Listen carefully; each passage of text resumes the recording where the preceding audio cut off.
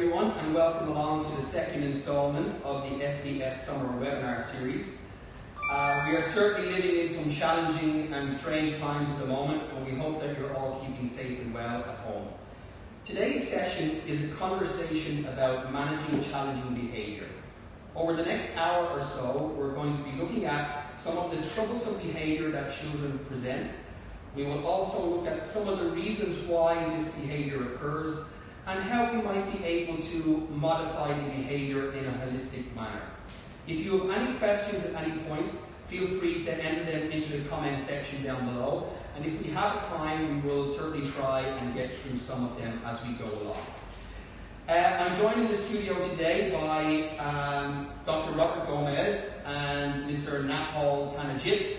Very hard to practice the Thai names. Why don't you introduce yourselves and talk a little bit about your experiences in this field? Okay, thank you, Mark. Hello, everyone. My name is Dr. Robert. I'm a board-certified behavior analyst,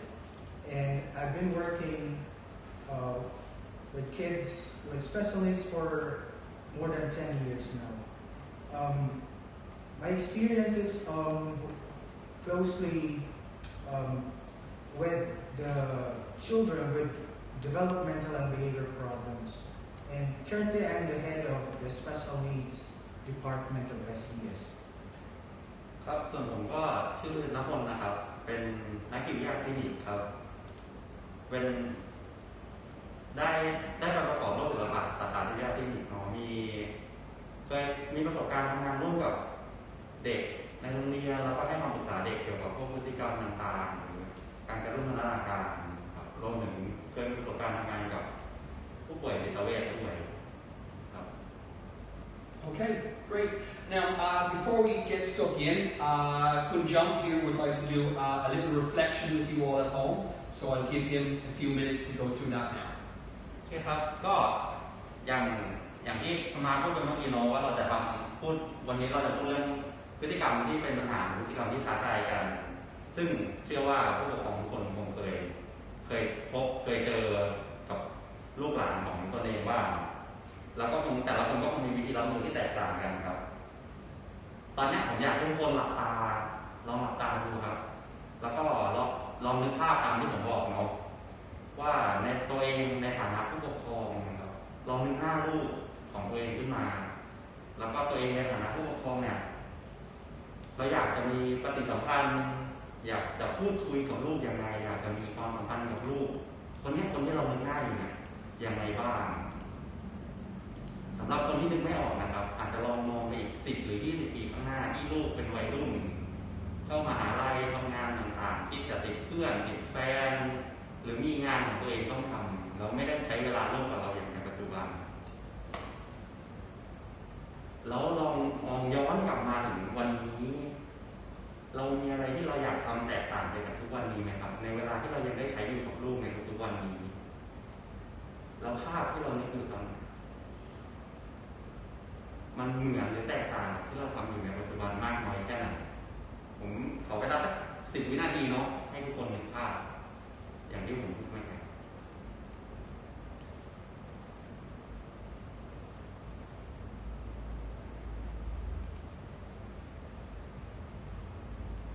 โอเคครับ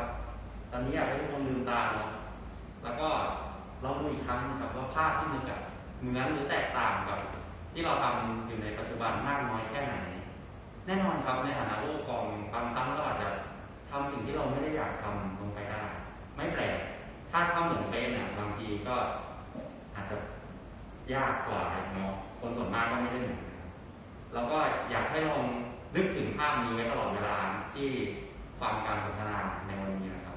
ว่าสิ่งที่พวกผมพูดเนี่ยสามารถช่วยพาทุกท่านไปถึงภาพที่ตัวเองอยากได้มากน้อยแค่ไหน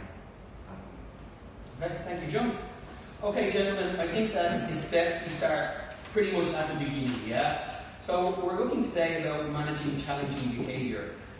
How do we go about defining a behaviour in the first place? What is a behaviour? Okay. We oftentimes hear about extreme labels and descriptions of behavior. Now, if we're going to look at this pen, our society is actually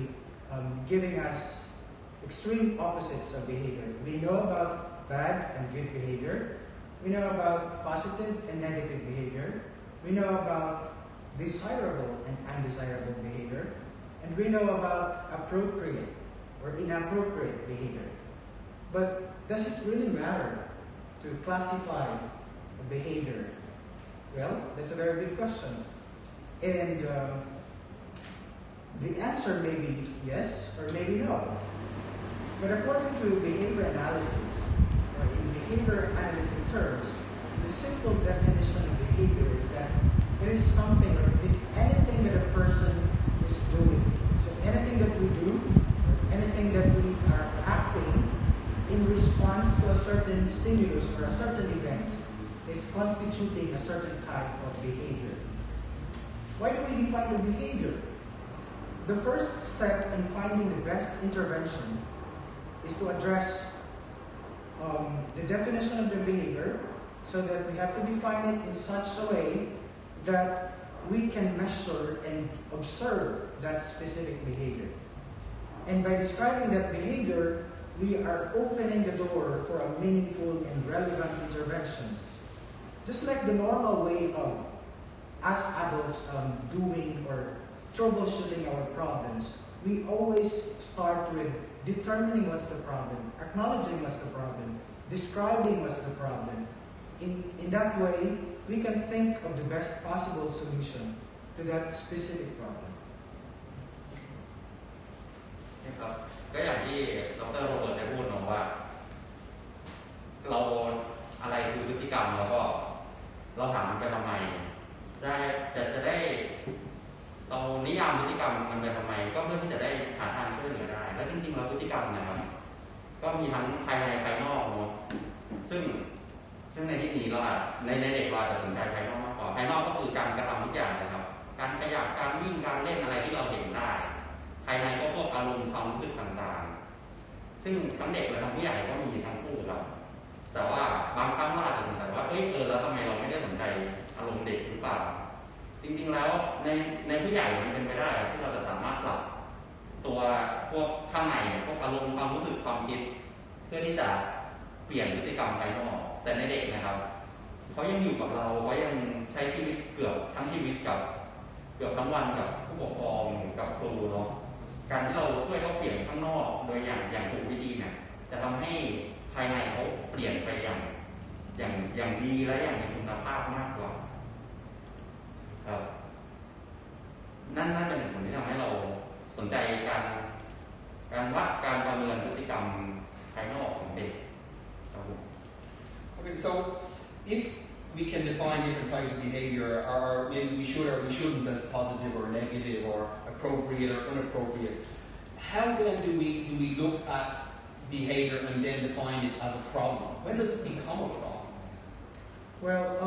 our definition of what is appropriate or inappropriate behavior is sometimes defined or formed by our values, beliefs, norms, and even our ways of living. In short, this is brought about by our learning history. What is appropriate behavior for me might not be an appropriate behavior for someone else. However, in schools, we are teaching our kids what are appropriate behaviors by sometimes establishing rules, or here in our school, or in most PYP schools, we have this what we call essential agreements, which does not only set the tone for collaboration and teamwork, but also provides our kids with the opportunity to develop more positive than negative behaviors. Now, when do we say that a behavior is becoming problematic or challenging? A behavior becomes a problem behavior when it causes damage to the physical environment, that's one. When it results in self-injury, that's the second one. When it results in even injury to other people. In behavior analysis, problem behavior is not called as problem behavior. We call that as a target behavior. Target behavior is that defined as an action that poses risk or danger to their own self and others, such as self-injurious behavior, physical aggression, elopement, or what we call behaviors that are perceived by the society as not socially acceptable behaviors. Now, we always prioritize behaviors that are having some forms of risk and harm, and later we can develop a more appropriate or positive behavior. In a school setting, another factor is that when a behavior is interfering with academic performance, and if the child is socially isolated because of that fact, then we can say that there is in fact a problem for that specific behavior. Because that's going to cause some negative influences or let's say if a child is isolated from their friends because of some behavior, that has a negative impact on how they might view themselves. Would I be right in saying that? Yes. Yeah. ครับก็อย่างที่ดร.โรเบิร์ตได้พูดไปเนาะพฤติกรรมที่เป็นปัญหาจะเรียกเมื่อไหร่ว่ามันเป็นพฤติกรรมที่ไม่เหมาะสมหรือเป็นปัญหาก็คือเมื่อมันเกิดผลกระทบตามมาที่ไม่สมควรนะครับเช่นทำให้เด็กเจ็บตัวทำให้คนอื่นเจ็บตัวเกิดความเสียหายของข้าวของซึ่งจริงๆแล้วมันอาจจะไม่ใช่เป็นพฤติกรรมที่เป็นปัญหาก็ได้อย่างที่เขาพูดว่าใน behavior analysis เขาเรียกแค่ target behavior คือเป็นพฤติกรรมที่เป็นเป้าหมายครับเพราะว่าบางทีการอย่างเช่นการคว้างของเนาะถ้าคว้างของถูกอย่างถูกที่ถูกเวลาอันตรายก็จะไม่เกิดงั้นพฤติกรรมคว้างของอาจจะไม่ใช่เป็นปัญหาแต่ว่าอาจจะเป็นการช่วยเหลือด้านสภาพแวดล้อมของเด็กเลยเพราะว่าในวัยเด็กยังไงเขาก็เป็นวัยโซนเขาเป็นวัยที่เรียนรู้จากสิ่งต่างๆที่เขาได้ลงมือทำซึ่งอาจจะเกิดซึ่งเขาก็ยังไม่รู้ว่ามันอันตรายหรือเปล่าเราสามารถช่วยเขาตรงนี้ได้ในการที่โอเคเราบอกว่าการที่เขาทำอย่างนี้ตอนนี้ณเวลาไหนมันอันตรายซึ่งก็ต้องระบุอย่างละเอียดเลยเนาะแล้วก็มาดูว่าเราจะสามารถช่วยเขาได้อย่างไรได้บ้างสำหรับพฤติกรรมนั้นถ้ามันเป็นปัญหาหรือว่าพฤติกรรมแค่ส่งเฉยๆหรือว่าเป็นปัญหาจริงๆ I'm just interested, I want to go back to something there. Should we children are children, right? Because so they're growing and developing, and it's kind of, I would say, right or wrong, it's natural for them to test boundaries in certain ways. Should we be concerned about, say, like isolated incidents as opposed to a pattern of behavior? Are isolated incidents also something that we should be looking to be concerned about? I think yes, because this examples of behaviors that we are seeing is actually is giving us the opportunity to explore on something or to think about of something that could possibly help those isolated cases or isolated problems. Okay. Is there some common types of behavior that are kind of in many children that we would consider problematic? Like, if we look at the school environment, you rightly talked about the essentially brilliant in the PYP classroom. And, often a teacher will see a child rebel against some of those structures a little bit, like, let's say, young children sharing toys, for example. The me, the mine, maybe it's rough play, a little bit too rough. What sort of common behaviors do we tend to see in children? Well, among the young children, some kids have this difficulty to be denied of access to some objects. Like when they are playing something and then you want to take them out, then there's a tendency that most of the kids or some of the kids would react to that, and then they would manifest or display some problematic behaviors. And some adults would see it as they are not able to share with their peers, which is something which is not good. Because a behavior occurs for a certain reason. So we need to find out really what's causing that behavior, why the child is doing that, so that we can better plan for the best intervention. Let's think of the scenario here, for example, and I'm sure maybe many of you at home have experienced some of this or even witnessed it I know you, Robert, you're a parent, so Yeah. you may have. I came to parenting a bit late, so I might have missed this moment. But let's say you're walking around the supermarket, you know, and you see that family that are doing their weekly shopping, a very normal activity to do, and you see that child that is throwing a tantrum for some reason, maybe on the floor, kicking, shouting, screaming. I mean, why does things like that occur, do you think? Okay. I think it would be good for me to talk about the functions of behavior, why this specific behavior occurs. In behavior analysis, we have this, what we call functions of behavior. So think about having a seat, or always remember about your seat. So these are the four functions of behavior. First is the sensory, then the second one is the escape function, attention, the third one, and tangible. So in that scenario, hypothetically we can say that a child is crying or having a tantrum because in the past that's reinforced. When he was crying, the parents are actually giving him that specific object or specific tangible items. So in that way, the crying behavior is a form of communication that allows the child to communicate with the parents that he wants something. So in our society, some parents would look at it as a very untoward scenario, because sometimes we think about how the people would look at us, would think about us. Some people would judge us as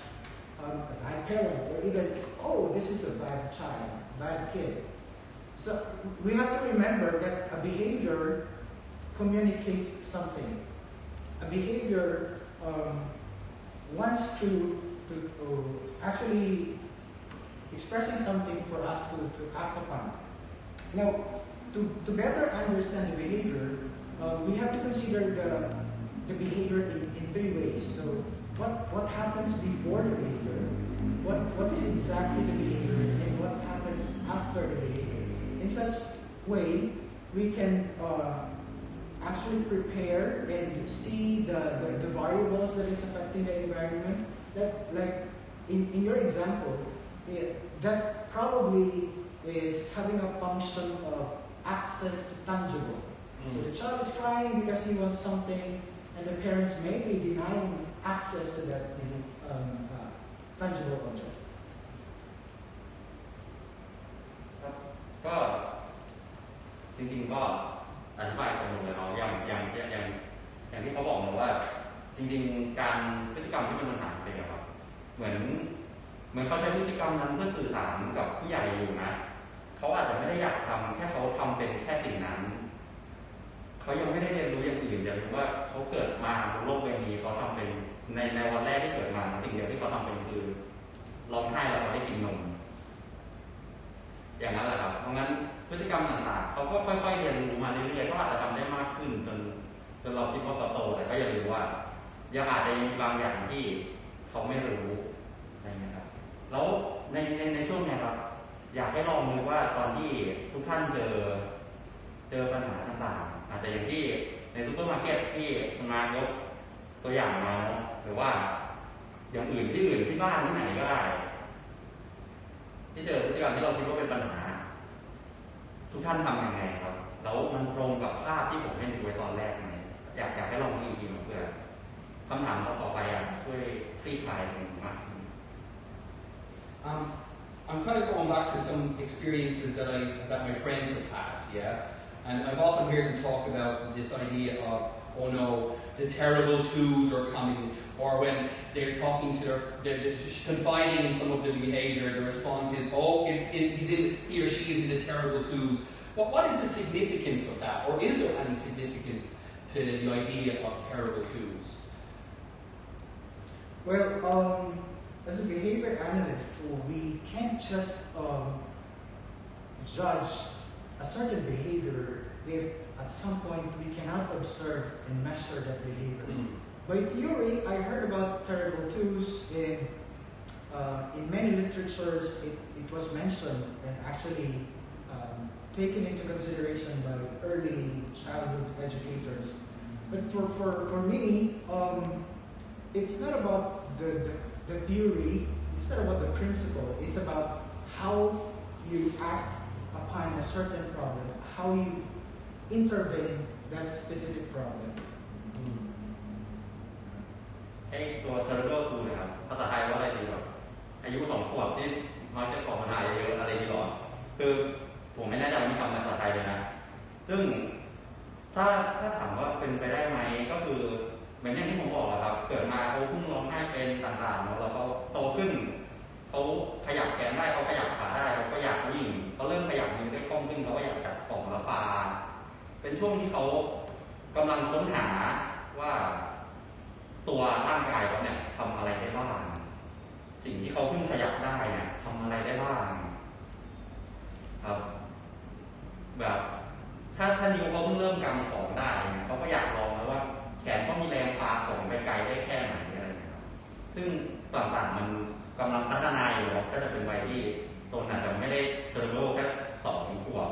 มากไปกว่านั้นอีกสำหรับบางคนเขาก็ยังทดลองอยู่มันก็ขึ้นอยู่กับวิธีการที่เขาได้ทดสอบนะครับว่าโอเคอะไรที่เขาทำได้หรือเขาทำไม่ได้แล้วก็วิธีการสื่อสารของผู้ปกครองกับเขาว่าเขาทำไม่ได้เพราะอะไรยังไงที่จะช่วยทำให้เขาสามารถเรียนรู้ได้จริงๆว่าอะไรที่เขาสามารถทำได้หรืออะไรที่เขาสามารถทำได้แค่ในเฉพาะตอนไหนบ้างอะไรอย่างนี้ครับ Is it,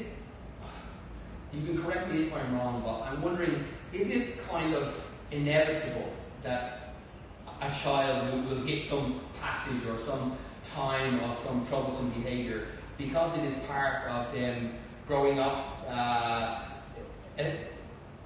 putting themselves, what their needs into the world around them, that there's kind of an inevitability about troublesome behaviour at some point in a child's development? For me, it depends upon what's the environment that the child is into. Like, when a child is exposed to an unhappy environment, then there's a great probability that he might as well perform inappropriate behaviors. Like, in most cases, when the child is exposed with a lot of kids who are also aversive, then there is a tendency that the child can imitate or can do that certain behavior. ก็ใช่ครับสิ่งแวดล้อมต่างๆก็สำคัญมากสำหรับเราอย่างที่ผมบอกว่าเขาร่างกายเขาพัฒนาสมองเขาก็กำลังพัฒนาอยู่ครับเขายังไม่ได้มีสมองส่วนหน้าที่ควบคุมสิ่งต่างๆที่ควบคุมความยับยั้งชั่งใจสิ่งต่างๆได้ดีเท่าเราในผู้ใหญ่สมองส่วนนี้มันพัฒนาอีก20 ปีเลยครับในเด็กเล็กซึ่งโอเคเขาทดลองสิ่งของในสิ่งแวดล้อมที่เขาสามารถทำได้อยู่แล้วถ้าเขาอยู่ในสิ่งแวดล้อมที่ไม่ดีอีกที่ไม่ได้เกื้อหนุนให้เขาสามารถทดลองเขาก็จะเกิดความรู้สึกอึดอัดด้วยความเป็นเด็กยังไงเขาก็อยากทดลองครับซึ่งมันก็เป็นไปได้ที่ว่าเขาก็จะอยากลองดื้อลองต้านทุกอย่างดูมากขึ้นเพราะเขาก็ยังไม่รู้ว่าสิ่งอะไรที่เขาทำได้บ้างจริงๆอาจจะไม่ได้ดื้อนะแค่เขาไม่รู้ว่าเขาทำอะไรได้บ้างเขาก็เลยลองทำไปเรื่อยๆ I find that interesting, something that you said there. We may touch on it in more detail when we come to the last section, but you talked about like influence and almost like copy or mimic some other behaviour that they may see. As a teacher, one of our ways of reaching children is to be the model, is to be the guide ourselves of what is correct and acceptable behaviour, because we do know that children do mimic and copy the things they see around them. So it stands to reason if the examples are, let's say, inappropriate or let's say negative, that's the behaviour that they would adopt and seem to think that that's okay. Whereas if the model and the guide is showing them something that's more positive, then of course they see that as the correct behaviour to make. Is that fair? Yeah. Okay. What about then a parent who kind of would say is that, getting back to maybe the idea that, some of it may be part of child's development, yes. that they go through phases, let's say. So what about a parent who might say that I'm not worried about this behavior at all? It's just part of their growth, nothing to worry about, they will grow out of it as they get older, it's all fine. Is that a correct assumption to make or a correct attitude to have? Well, basically, if parents would say it's nothing to worry about, well, practically we don't want to see our kids to be isolated in a social environment just because he has problem behaviors. We don't want our kids to develop harmful behaviors, such as self-injurious behaviors or even hitting other people or harming other people. We don't want our kids to distract other people or to be distracted in a certain environment. So I think as a parent, we need to consider early intervention. The moment that we see that there's a problem, we need to act immediately because early intervention is very important for us to address a specific behavior. And then, without appropriate intervention, without doing anything about a certain behavior, then might as well, the behavior would persist. The behavior would have another problem behavior, and it could be repeated over and over again. So if you don't do something, if you don't act on that behavior, then you are not teaching a child a more appropriate behaviors. These are what we call replacement behaviors for the child to be functionally communicative, expressive of what they want, so that we can eliminate those not so good behaviors or the negative behaviors. ก็อย่างที่บอกครับการเราหูได้ตั้งแต่ยังเด็กแล้วก็ช่วยเหลือเขาเป็นสิ่งที่สำคัญมากจริงๆเพราะว่าไม่งั้นพฤติกรรมนั้นก็จะคงอยู่ต่อไปแต่ในส่วนที่บอกว่าสุดท้ายลูกก็จะสามารถโตได้จากมันแล้วโตขึ้นก็หายไปเองอย่าลืมว่ากระบวนการที่เด็กโตไม่ได้มีแต่พ่อแม่นะครับสุดท้ายเขาจะเจอเพื่อนในสังคมเขาจะเจอครูเขาจะเจอเจ้านายเจออาจารย์เจอแม้แต่คนอื่นในสังคมอาจจะในโซเชียลเน็ตเวิร์กต่างๆในสมัยนี้เนาะซึ่งเด็กจะโตจากทุกทางทางนี้ครับซึ่งถ้าจะบอกว่าเขาสามารถโตได้เองนะครับก็เราโดยที่เราไม่ได้สนใจพฤติกรรมเหล่านี้เลยเป็นไปได้ว่าถ้าคนที่โชคดีเนาะเจอเพื่อนดีเจอครูดี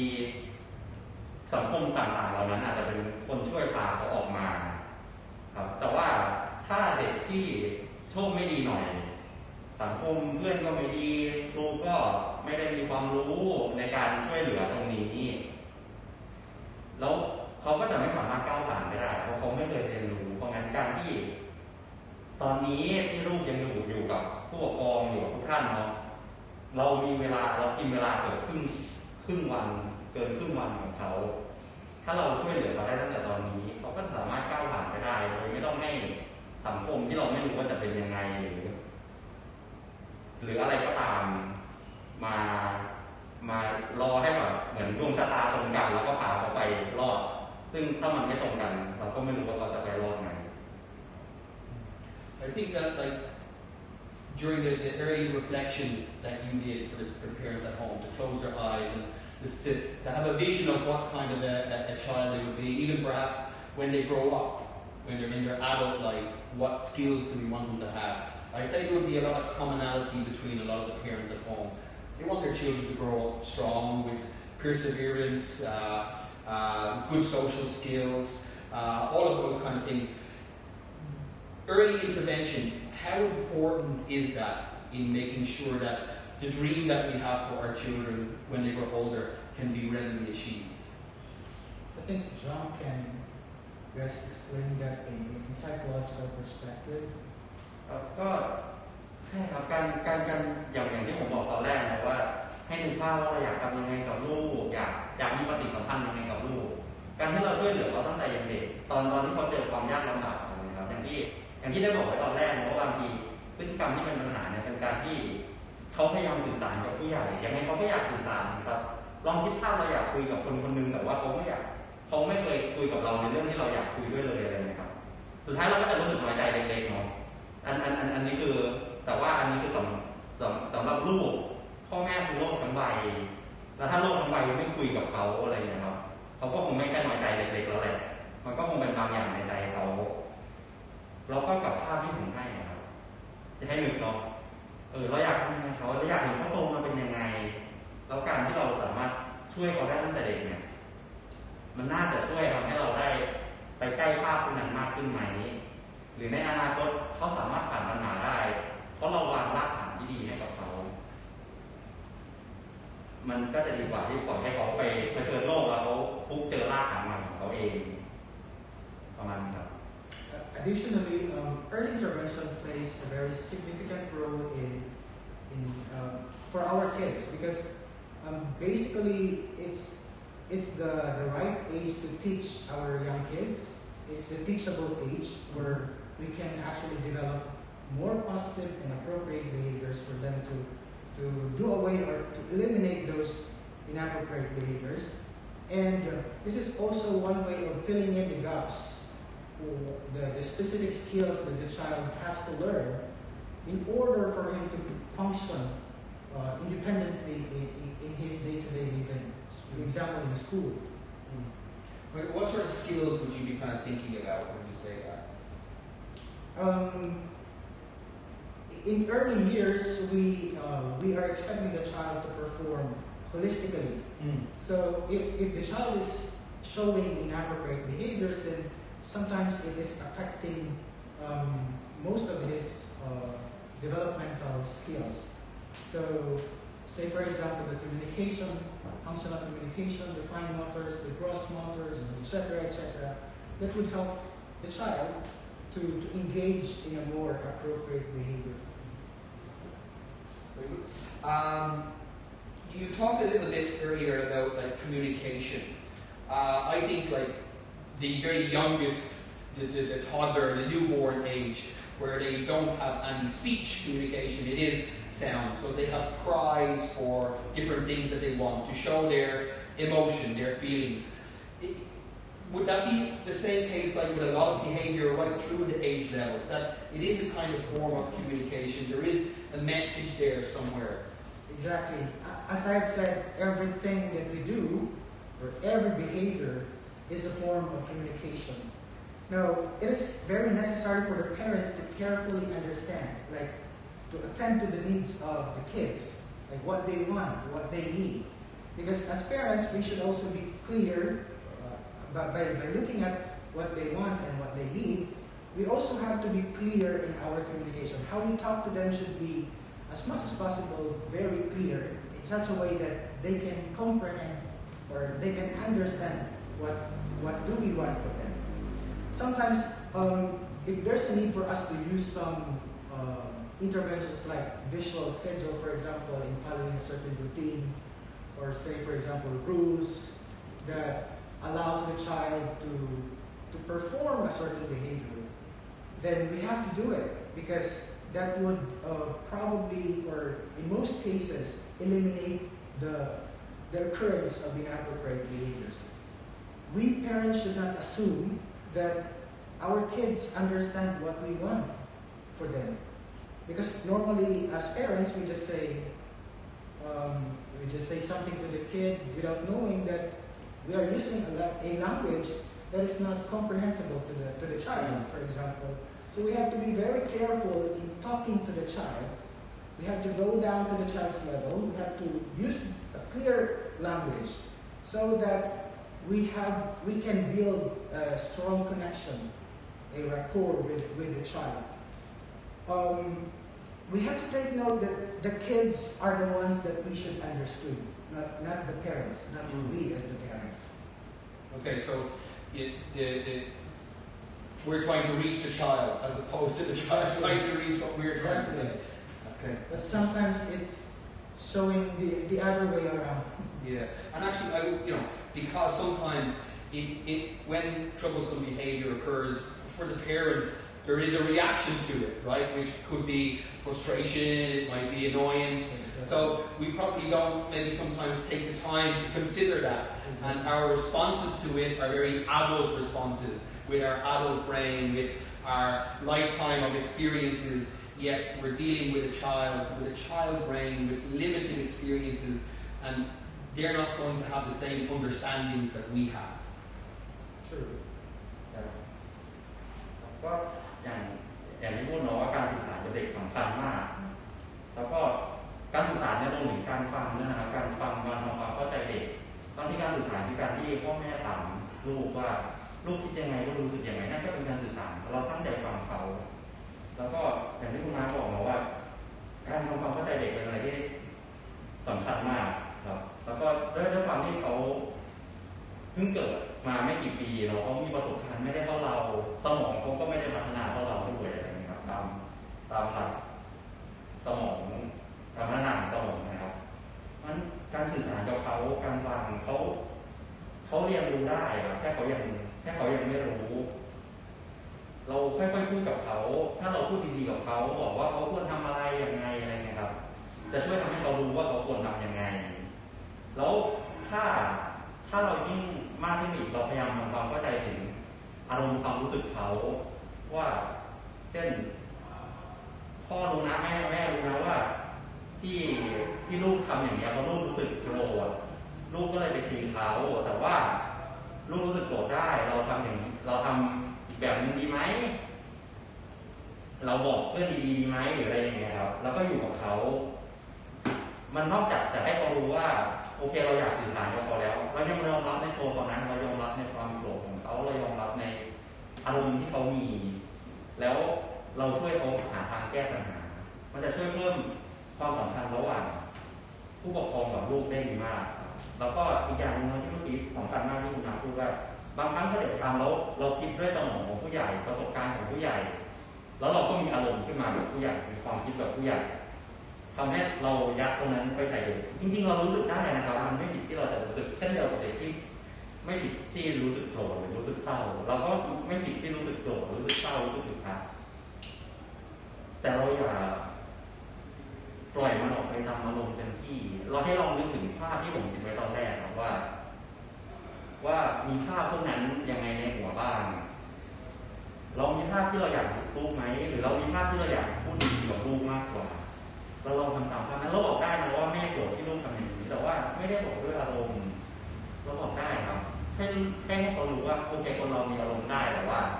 เราสามารถเลือกแสดงออกได้เราให้เรามีอารมณ์อะไรก็ตามI'm thinking about that two-letter word, that even some adults can struggle to hear, to listen to, and that's the word no. I mean, that in itself, it's such a short word, it's also the tone of how it comes out. Are there other ways that we can be using the word no without using the word no? Yes, actually, it's a good question. Like, we need to ask first, why do we need to say no? If we can think of a possible or better way to say it, like the child will not react on that word. That we have to remember that our language is very critical in shaping our child's behavior. So if we want our kids not to show or display problematic behavior, then we need to find some alternative ways to develop that communication, to develop that replacement behavior. So by saying no, you can actually offer some alternatives. Like, let's say, for example, in behavior analytic term, this is called as the PREMAC principle. The PREMAC principle is talking about giving the high preferred activity after complying with the less or the low preferred activity.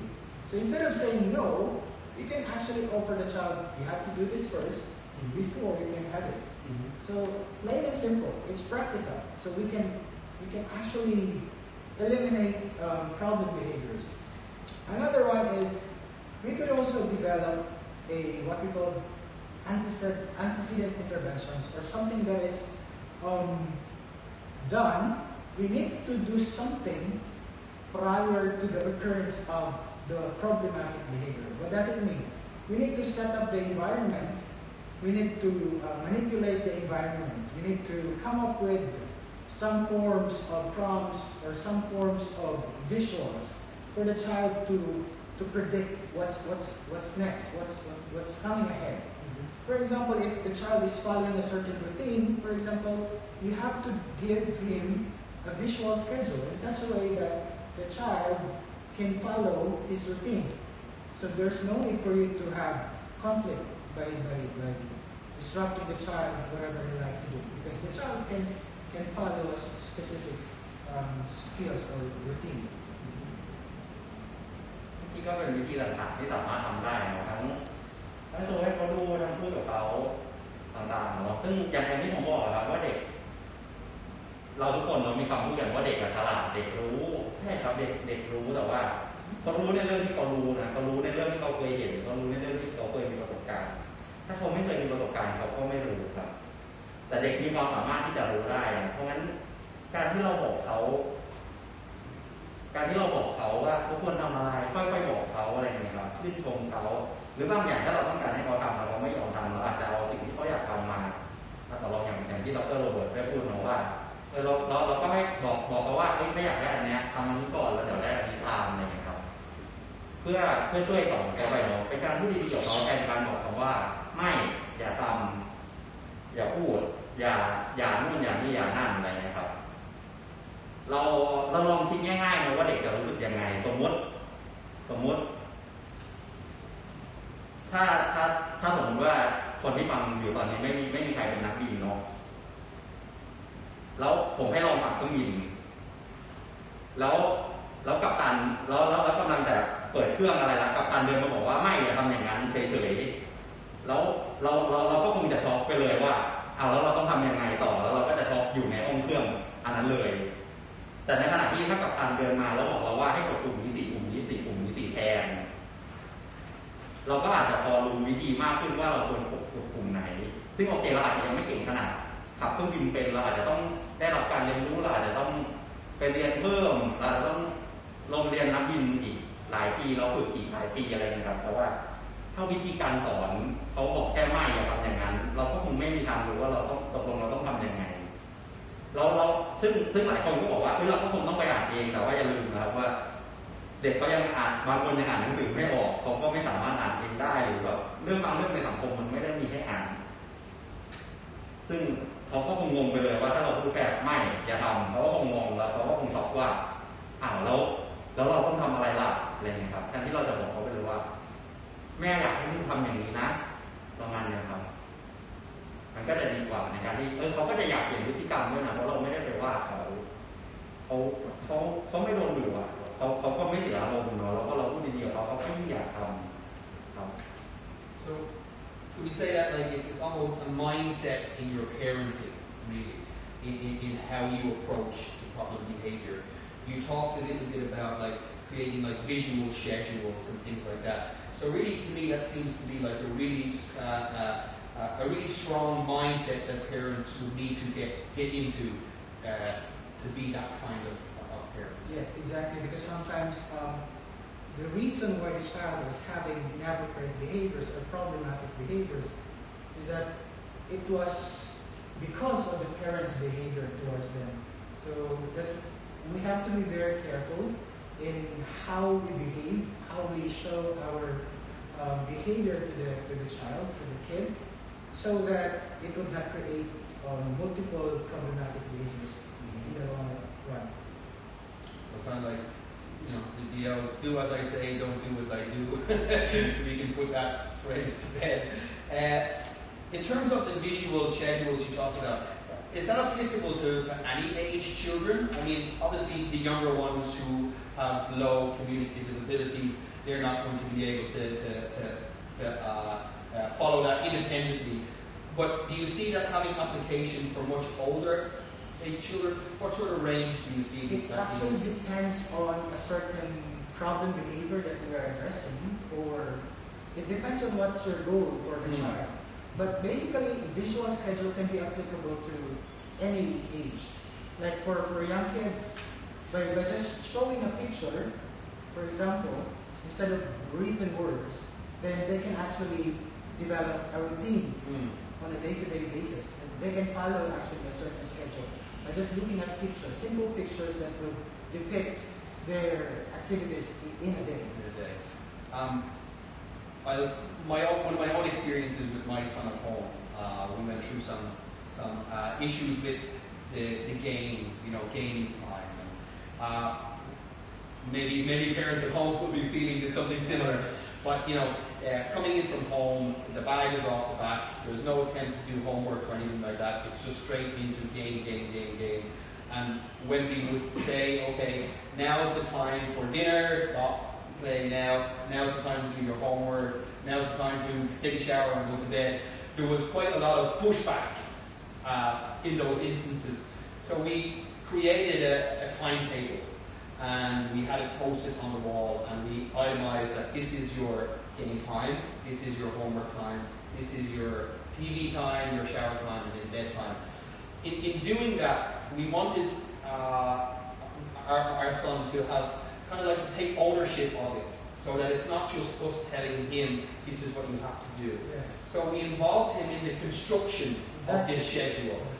Do you think that's a good way to go about it? Were we doing the right thing in that example? Exactly, because we want the child to be involved in decision making. The child has to say something about what he wants. Maybe the child wants to do this first before this one. So allow the child to develop that sense of responsibility, that sense of ownership, to decide for some things that he wants to prefer to do first before over other things. Just on that one, it involved obviously some negotiation. Some back and forth. Is negotiation okay? A lot of maybe some parents out there would say, I'm the boss, so what I say is final, what I say goes. Is it okay to create an environment where negotiation is possible? And if so, how do you maintain that negotiation in a let's say good, positive light, and not get into a fight or an argument or a push and a pull situation? Yeah, negotiation is actually allowing the child to have a share on the things that you want your child to do. Like, if the child can decide on something, then probably it's giving him a feeling that he is well accepted in that environment. So if we allow that strategy for the child to negotiate and for the parents to give in, for example, to some extent, then we are developing a positive environment for the child. We are giving him the opportunity to be vocal on what he wants. We don't want to make our kids to be robots. Do this, without having him to say something what he really wants. So it comes back to a little bit about the reflection that you did at the beginning, whereas if we're going to treat our children like robots, what sort of an adult are they going to grow up to? Are they going to be independent thinkers? Are they going to be people who will suggest and talk freely and think critically and talk critically about things they encounter? I mean, it just shows you that the foundations that you lay in those early childhood years or through the childhood years can have a really big impact. True. ใช่ก็อย่างภาพที่ผมอย่างภาพที่ผมให้นึกกันเนาะว่าสุดท้ายเราอยากทำยังไงกับลูกคือทุกคนก็คงมีความหวังให้ลูกเติบโตมาเป็นไปในสักแบบหนึ่งอาจจะเป็นแบบคนเก่งคนดีของสังคมหรืออะไรก็ตามครับซึ่งมันอาจจะมีทางเดินได้หลายทางจริงๆแต่ว่าถ้าทางที่เราบังคับลูกอะไรเนี่ยครับมันก็เป็นไปได้มากกว่าคนดีคนเก่งนะลูกอาจจะรู้สึกแย่รู้สึกยังไงก็ตามซึ่งสิ่งต่างๆผมเลยอยากให้นึกถึงคำว่าเราอยากทำยังไงกับลูกนะตอนนี้มากกว่าเพราะจริงๆมันมีหลายทางมากที่ไปถึงเนาะแล้วบางทีการที่ถ้าเราอยากพูดดีๆกับลูกเราอยากทำดีๆกับลูกเราก็ใช้วิธีนั้นเพื่อพาลูกไปถึงได้เช่นการเลือกทางของเขาเลือกสิ่งของมาเป็นลูกนะครับถ้าเราบางอย่างเราต้องการเราก็ควบคุมในการเรายื่นข้อเสนอที่แบบลิมิตไว้แล้วของเราอะไรเงี้ยให้เขาเลือกให้เขามีสิทธิ์เลือกให้เขาอะไรได้ด้วยครับเพราะฉะนั้นสิ่งที่เราทำกับลูกกันเนี่ยครับที่เราอยากทำกับลูก มันส่งผลไปถึงเป้าหมายของเราเหมือนกันนะว่าอยากให้ลูกเป็นคนยังไงครับ Okay. So I think we're kind of like coming towards now almost the strategies a little bit. You know, we mentioned the co-constructing of the schedules and stuff like that. What about the reward punishment approach to dealing with problem behavior? Okay, rewards and punishment is actually the main principles, the basis of behavior analytic services in our practice in doing ABA or applied behavior analysis. But I would like to use the word reinforcement, the same with reward. It's just exactly the same. The word reinforcement derived from the root word reinforce. That means to strengthen or to increase the behavior. We should not think about reinforcement and punishment as good or bad approach. We have to think that it's just a way, it's just a process, it's just a tool for us to increase and decrease behavior. Okay. So, reinforcement and punishment are actually part of our day-to-day living. We are actually coming in contact with reinforcement and punishment in our day-to-day life. For example, let's look at an example in a work setting. You are submitting your work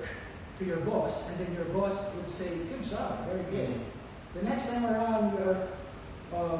feeling more motivated to submit your work on time, even days before the deadline, because you received that something, you received that reinforcement that could increase and maintain your behavior. So for kids, it's the same way. It's the same application. It's the same principle. When the kids receive something that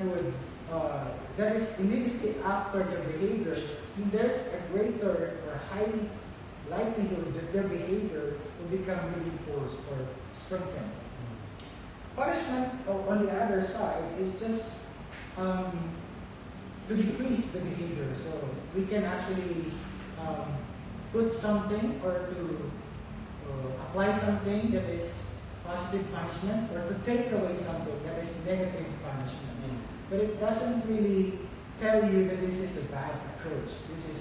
something that would help us to actually increase or decrease behavior. Again, in behavior analysis, we have to think about these principles because this is actually the basic techniques where we can build up more positive behaviors and do away with or eliminate those inappropriate behaviors. ก็สิ่งที่เราคาดหวังเนาะอย่างที่เราโรเบิร์ตพูดครับว่าเราก็คงอยากให้มีพฤติกรรมที่เหมาะสมมากขึ้นแล้วก็พฤติกรรมที่ไม่เหมาะสมน้อยลงซึ่งวิธีการใช้ reinforcement punishment ก็คงอย่างที่เราโรเบิร์ตอธิบายไปแต่ว่าสิ่งที่ผมอยากพูดถึงเนาะก็คือเรื่องของอยากให้ทุกคนจำไว้ว่าเด็กวัยเนี่ยครับผมเรียกว่าหน้าที่เลยเนาะของเด็กคือซนและเล่นคือเด็กเขาต้องซนเขาต้องเล่นถ้าเราพูดกับเขาดีๆเนาะเขาก็จะซนเล่นได้อย่างถูกวิธีเหมือนถ้าเด็กซนแล้วเราไปหยุดเขาก็จะหยุดทำไปสักพักนึงเพราะเขากลัวเขาเกิดความรู้สึกกลัวด้วยนะถ้าความรู้สึกกลัวเนี่ยมันก็กระทบกับความสัมพันธ์นะแล้วแต่สักพักนึงด้วยมันเป็นหน้าที่เขาสุดท้ายเขาก็จะหายกลัวเราก็จะกลับมาซนมาเล่นใหม่แล้วเราหยุดเขาอีกมันก็จะกลับมาใหม่เรื่อยๆในขณะที่ถ้าเราใช้วิธีอื่นเสริมเข้าไปด้วยอะไรอย่างเงี้ยครับเขาอาจจะหยุดซนหยุดเล่นหรือเขาอาจจะซนเล่นได้อย่างที่เราต้องการมากขึ้นครับแล้วนอกจากนี้ถ้าเราให้เป็น reinforcement หรือการพูดสื่อสารกับเขาดีๆครับมันจะสร้างความสัมพันธ์ระหว่างผู้ปกครองและลูกได้อย่างแน่นแล้วถ้าเด็กที่มีความสัมพันธ์ที่แน่นนะครับเดี๋ยวนี้จะมีคำหนึ่งเราเรียกว่าแม่ที่มีอยู่จริงคือถ้าเราเป็นแม่ที่มีอยู่จริงได้นะครับพูดอะไรลูกก็ฟังพูดอะไรลูกก็เชื่อแค่เราจะเป็นได้อย่างไรเราก็ต้องพูดดีๆกับลูกไม่ใช่ไม่ดุนะครับเราเข้มงวดได้แต่เราไม่ได้แบบเทอารมณ์ใส่ลูกเราค่อยๆพูดกับเขาค่อยๆสื่อสารกับเขาแล้วมันก็จะเกิดความสัมพันธ์ที่แน่นแฟ้นขึ้นมาซึ่งก็จะช่วยความสัมพันธ์เนี่ยมันจะช่วยให้ลูกเปลี่ยนพฤติกรรม กรรมได้ง่ายขึ้นนะ I'm conscious of something that it doesn't. Well, I'd like to get your viewpoint on it actually. The modern family is really different from the family that, let's say, I grew up in. Nowadays, many families, both parents are working. So the family structure might contain nannies or grandparents as the primary caregivers while parents are at work. That's quite a big influence on a child. How important is it that whatever strategy, whatever approach parents or families want to take with dealing with problem behavior and modifying it to be something more positive, that is consistent across the whole unit of the family? Yeah, we have to take note that dealing with a problem behavior is a family affair. It does not only require or need some professionals to address that specific behavior. We need to make sure that what's the approach being used in school should be applied in home settings or at home. So we have to be consistent in our approach because we want to develop a more positive environment, and then we also want that our kids could comply to different stimulus, for example, from the teachers and from the families or the caregivers or other people that is inside the house. ก็อย่างที่อธิบายเลยแต่สิ่งก็ทุกวันนี้เด็กอาจจะต้องให้คนอื่นเลี้ยงดูเนาะแต่ว่าที่สำคัญคือโอเคพ่อแม่ต้องมีเวลากับลูกนะมีเวลาเล่นกับลูกอยู่กับลูกพูดคุยกับลูกให้เกิดเป็นพ่อแม่ที่มีอยู่จริงอะไรนะครับแต่ที่สำคัญคือทุกหน่วยที่เลี้ยงดูลูกครับผมว่าควรสื่อสารกันก่อนใช้วิธีเดียวกันครับไม่งั้นเด็กงงลองคิดภาพเราอยู่ในบริษัทที่ฝ่ายนึงจะเอาอย่างนี้แต่ฝ่ายนึงจะเอาอย่างนี้ที่แบบขัดกันมากๆครับเราก็คงงงเหมือนกันเนาะเด็กก็เหมือนกันครับใช่กลางวันอยู่กับตายายแล้วตายายทำอย่างนี้แต่พ่อแม่กลับมาทำอย่างนี้ครับเขาก็งงว่าตกลงอะไรที่เขาทำได้ในบ้านหลังนี้อะไรอย่างนี้ครับสุดท้ายก็จะเกิดพฤติกรรมที่เขาจะทำแค่นี้กับตายายแต่ทำแค่นี้กับพ่อแม่ประมาณนี้ครับซึ่งก็จะแบ่งไปอีกซึ่งก็จะทำให้การช่วยเหลือเขายากลำบากอีกถ้าทุกคนไม่ใช้วิธีเดียวกันเนาะคือถ้าจะมาทางของการที่แบบดึงไปในทางหัวพูดดีๆอะไรดีๆอะไรนะครับทุกคนควรจะใช้วิธีเดียวกันไม่งั้นเขาจะเริ่มงงมาว่าทำไมตอนนี้เขาโดนดุทำไมตอนนี้เขาไม่โดนดุ Time is getting away from us a little bit here. I mean, it's such a short time frame to talk about such a wide topic, and I could sit and listen to you guys all day, if I'm honest. Just before we finish, one quick bit of advice you would give to any parent at home now who is experiencing some challenging behavior with their child. What would you say to them? Okay, again, I have to go back to what I've said before, that the very first step for the parents to address a specific behavior is to acknowledge that there is a problem, recognize that there is a problem, clearly define the problem, talk about the problem, and be open for some help. We are not alone in this journey. We have a lot of people to help us. And if there's a need for you to seek for professional help, then you have to do it. We have medical doctors, we have behavior analysts, we have speech therapists, we have occupational therapists. We have a lot of professionals that are trained and equipped with the right techniques and approach that could help you as a parent to address a specific problematic behavior.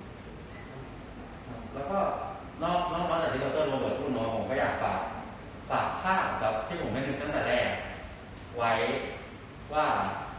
อยากให้ทุกท่านนึกเนาะว่าตกลงภาพไหนที่เราอยากมีภาพไหนในการใช้ชีวิตกับลูกและอยากมีภาพที่เราพูดคุยดีๆกับลูกหรือเราอยากมีภาพที่เราดุด่าลูกเราอยากมีภาพที่เราตามใจลูกอย่างเดียวหรือเราก็มีภาพที่คุยดีๆกับลูกแต่ลูกก็ยอมทำตามเรานะแล้วเขาก็จะเติบโตอย่างได้เรียนรู้อยากมีภาพไหนแล้วทุกครั้งที่เราเจอพฤติกรรมที่เป็นปัญหาที่มันรบกวนอารมณ์เราจนเราโมโหหรือเราอะไรนึกภาพนี้เอาไว้ว่าบางทีเราพักก่อนแล้วเราค่อยมาพูดกับลูกก็ได้ให้มันเป็นไปตามภาพเพราะบางครั้งถ้าเกิดพลาดไปเนาะมันก็เกิดความรู้สึกที่ไม่ดีขึ้นกับเด็กลองนึกภาพนี้ดูครับแล้วก็อาจจะพอนึกภาพนี้ออกเราอาจจะนึกถึง ณ์ต่างๆที่ทั้งผมและดร.โรเบิร์ตได้พูดวันนี้เราก็นำมันไปใช้ได้มากขึ้นแล้วก็อีกอย่างถ้าเกิดพลาดหรือไม่ดูรูปอะไรไม่เป็นไรนะครับเราก็เป็นคนมีอารมณ์เหมือนกันเราพลาดได้แค่ครั้งต่อไปเราพยายามมา Okay, I think that's about it, really. Thank you very much, gentlemen, for coming in today, and thank you very much for listening at home. We will be hosting a workshop on this topic later in the year, so we will send invitations for you all that we can get into it in a little bit more detail. So for now, all I'll say is thank you very much for coming in. Keep safe. This will be available on our website, www.sbs.ac.th. Thank you very much.